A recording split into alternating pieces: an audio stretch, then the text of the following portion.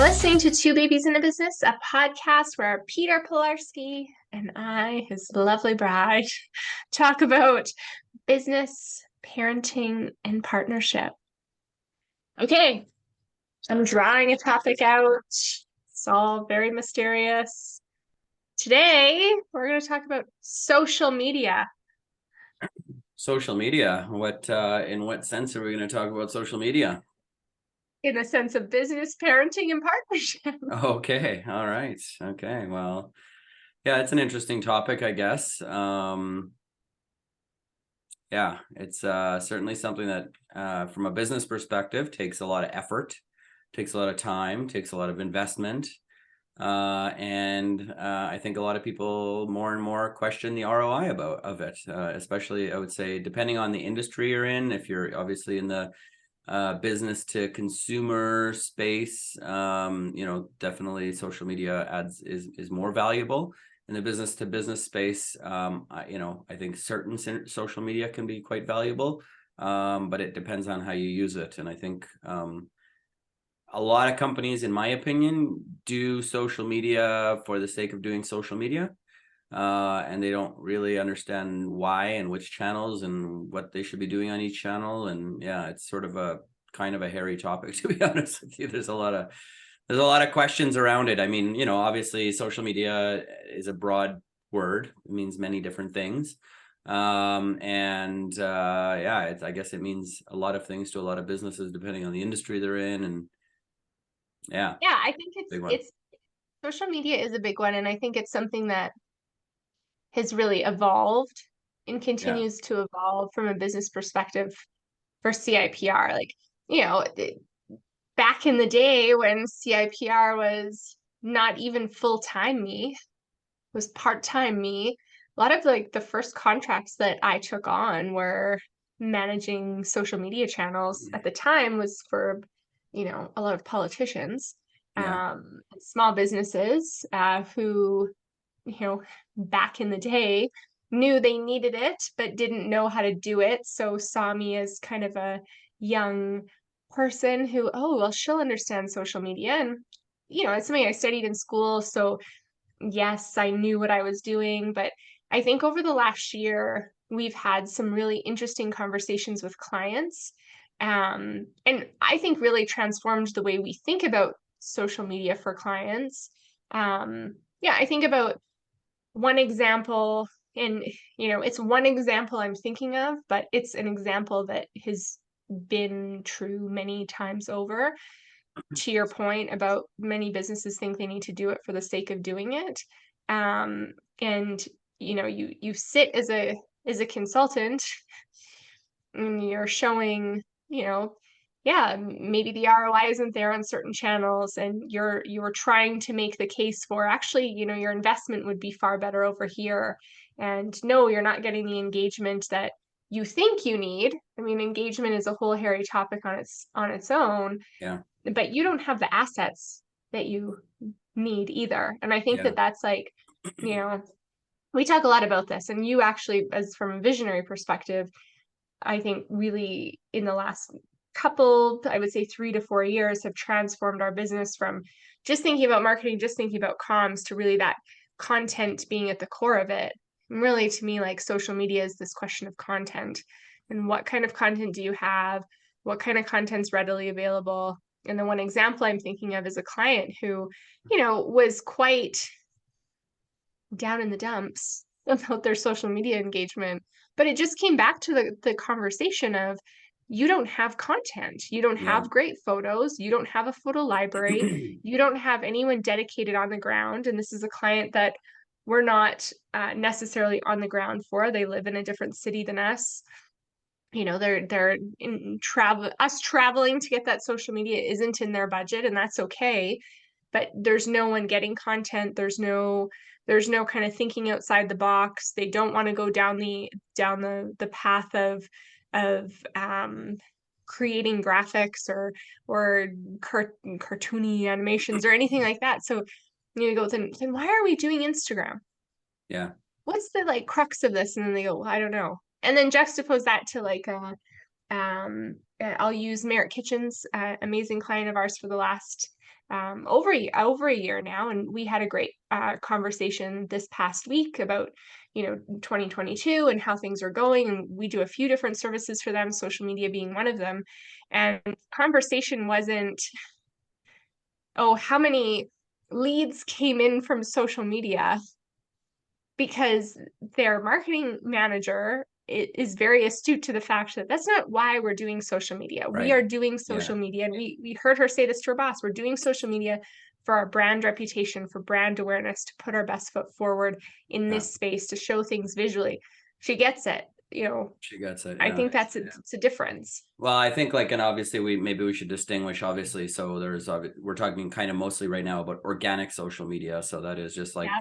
creating ongoing social media to tell your business, your corporate story, as opposed to social media advertising, which is a completely different beast. And, obviously there's tons of ROI there for most companies, but again, it depends on the company and it depends on the industry and depends on which channels they're on, and right. So, but I think from an pure organic social media perspective, I mean, we as a digital marketing and public relations agency consider social media to be a PR activity.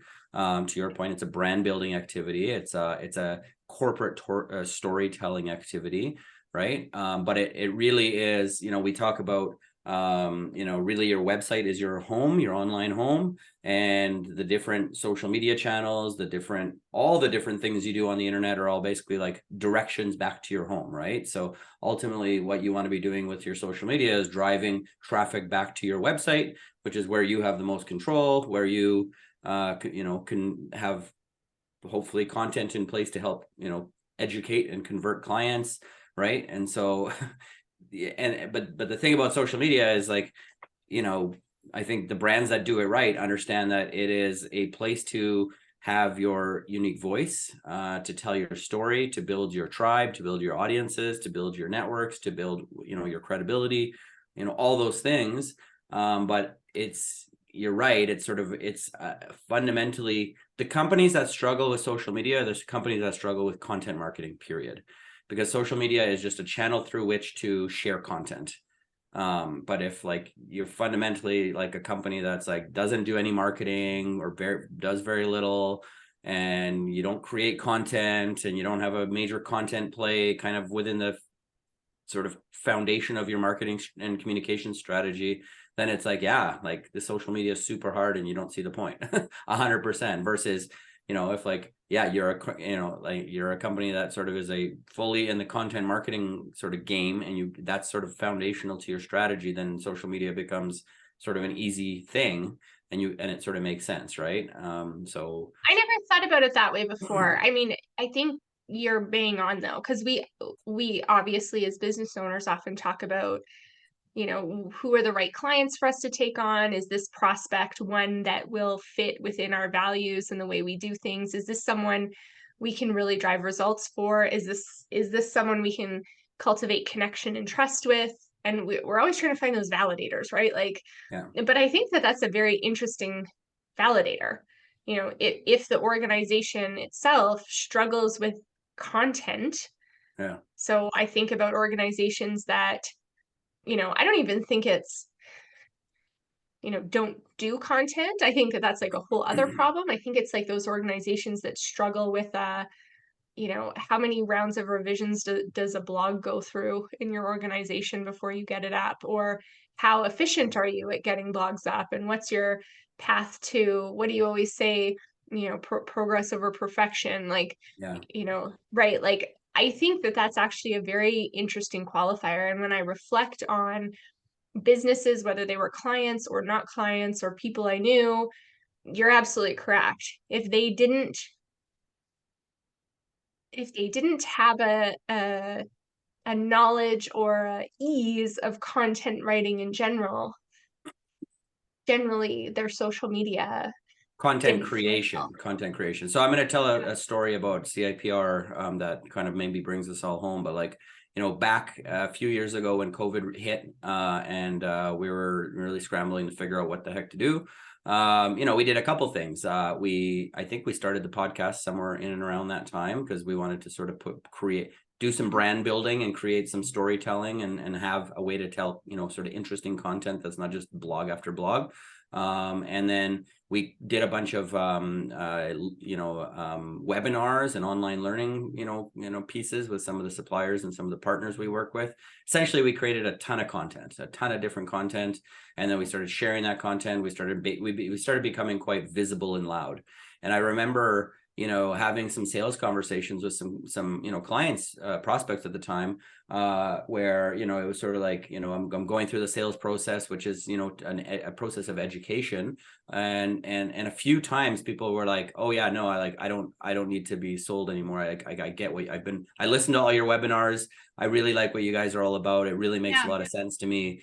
I'm sold, you know what I'm saying? And so and then it was just a matter of figuring out the contract details and the scope of work and all the whatever. And some of our best clients right now are those clients. And it's because they, through the content we created, which was shared through our social media, they bought into our story. They bought into our philosophy. They bought into what we're doing.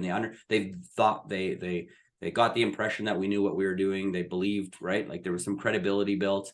And so that is the value of social media, right? And I had interestingly, I'm talking to a prospect right now, and she's just crushing it on social media organically, building a huge network, a huge following, you know what I mean? And it's sort of like, well, what else can I do, right? And it's like, actually, there's certainly some other things you can do. She's in the sort of health food industry. And it's like, but it's gonna be really hard for you to compete in sort of using Google. For sure you should do some things there, like take some of the content, figure out how to, sort of repurpose it for SEO and things like that. But this is the channel for you. You're doing a really good job. The question is, how do we double down on what you're doing and in your success on social media, right?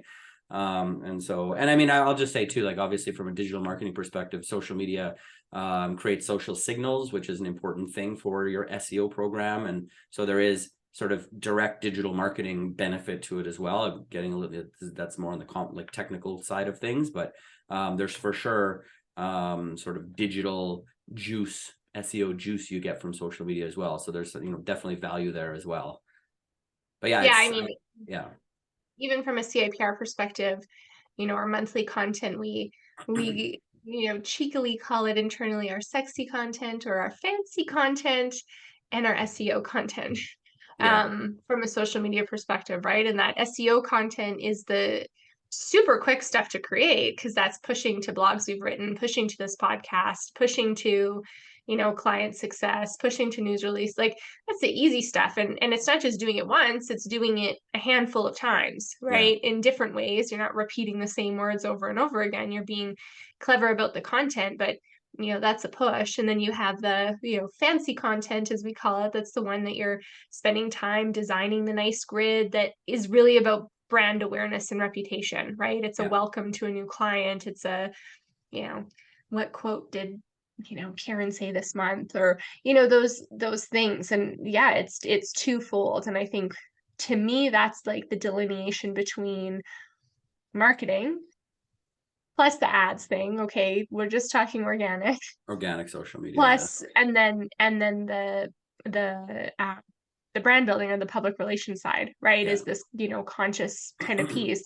Are they both pointing to the same things? Probably. They're probably both pointing to our website.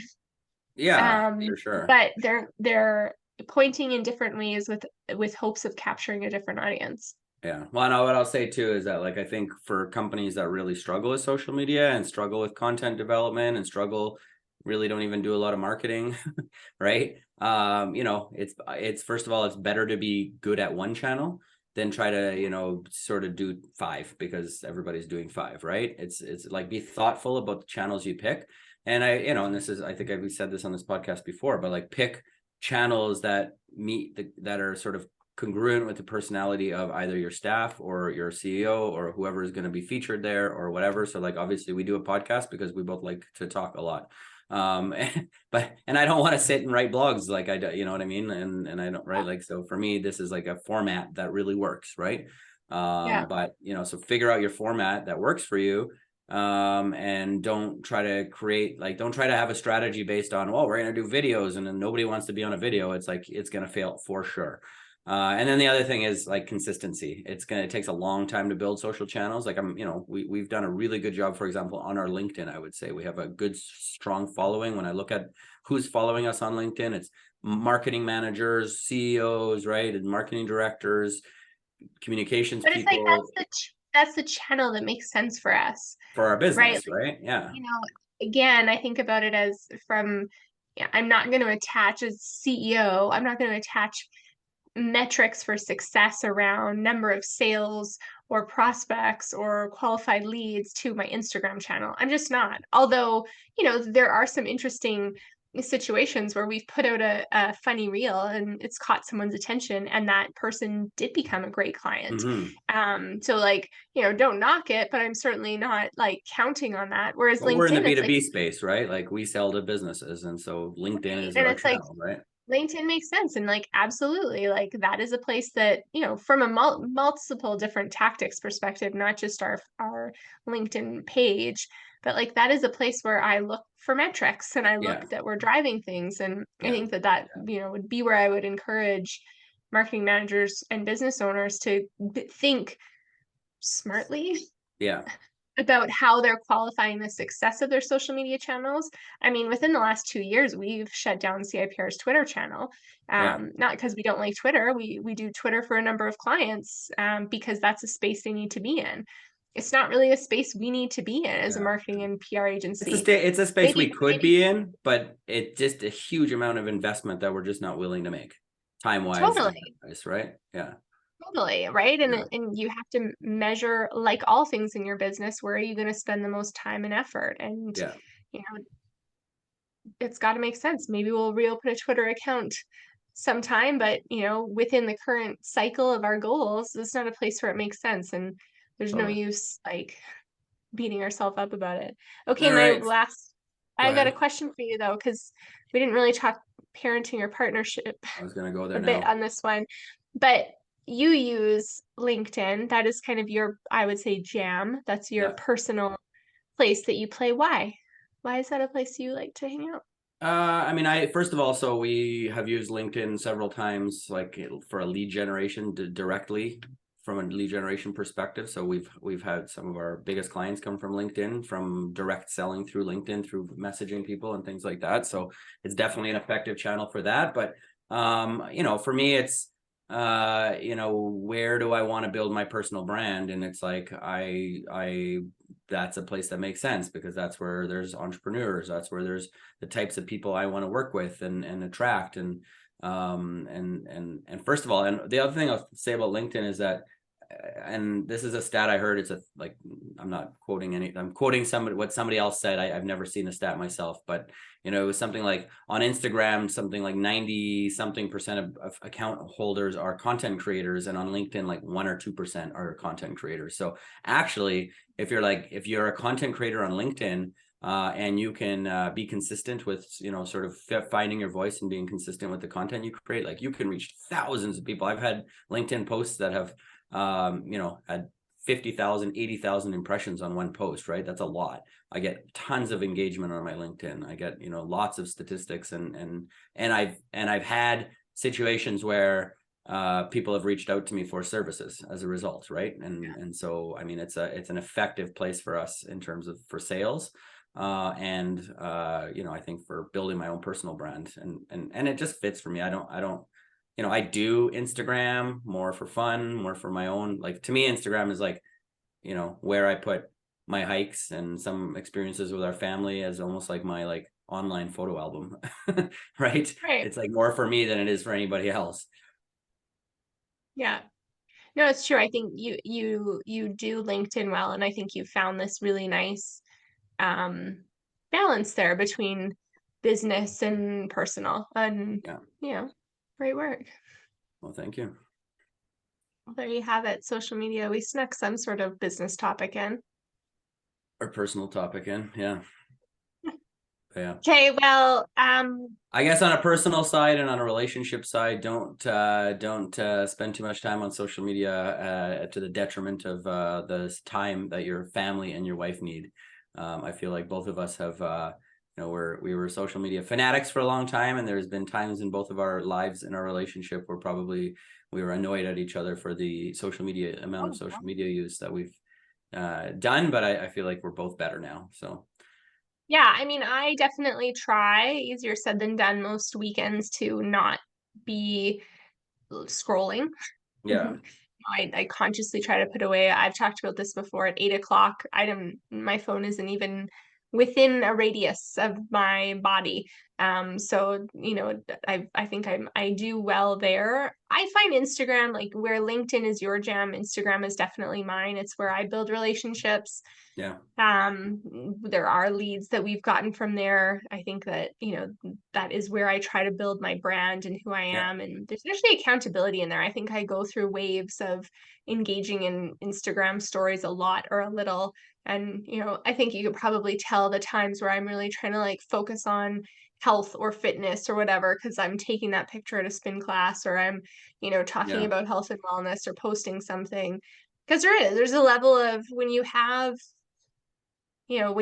hundreds, thousands of people that you see that have looked at your story and are consistently looking at them, there is this accountability there. But again, 100%. there is this point in which, okay, I don't need that validation, or I don't like it. Again, it's something I think that the world struggles with.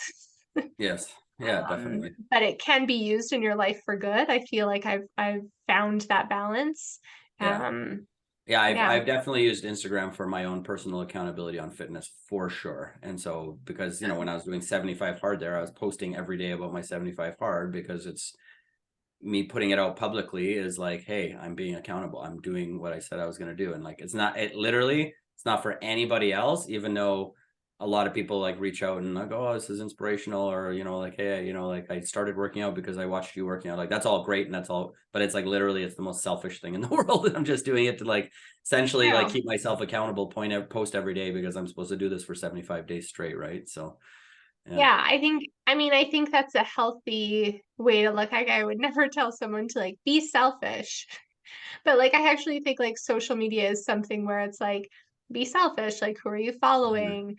What's your time? Like, your time is important. How much time are you dedicating to social media? Like, I Yes. think social media again you like be selfish there. Final point before we go on the personal side on social media is, to your point of be selfish, is like be very thoughtful about who you follow and start unfollowing people that don't serve you. So like, my feed now on Instagram is a very positive, happiness, all the things that I want in my life, fitness, good food, whatever. And it wasn't always like, it was all politics and all like whatever. It was very negative before, right? So like, go through your list of people that you follow and that you whatever, and clean it up and change your algorithm so that so that it's actually serving you. So that's, I think, Yeah. an important point. Change your algorithm, change your life. Change your algorithm, change your life. Okay, well, thanks for talking social media. Okay, bye. Thank you for joining in for another episode of Two Babies in a Business. CIPR Communications is a public relations and digital marketing firm partnering with clients across North America to reach their brand reputation and lead generation goals. Follow us on social at CIPR Comms and check out our website ciprcommunications.com for more information. If you have questions or want to be part of a future podcast, reach out at media@ciprcommunications.com. I'm James Falls, CIPR's PR specialist, and I'm looking forward to our next episode. Subscribe on your Spotify or iTunes account so you don't miss the next one.